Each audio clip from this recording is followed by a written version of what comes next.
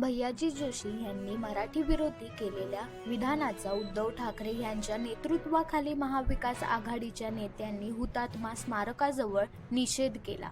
तसेच हुतात्म्यांना अभिवादन करून ही मुंबई तुटू देणार नसल्याची शपथ घेतली। हक्काची नाही कोणाच्या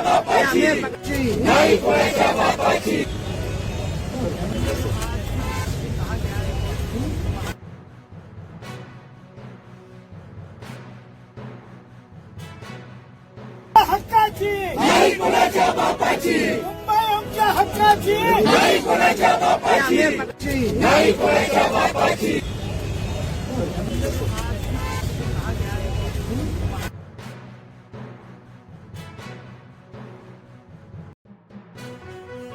हक्काची नाही कोणाच्या बापाची, मुंबई आमच्या हक्काची नाही कोणाच्या बापाची, नाही कोणाच्या बापाची।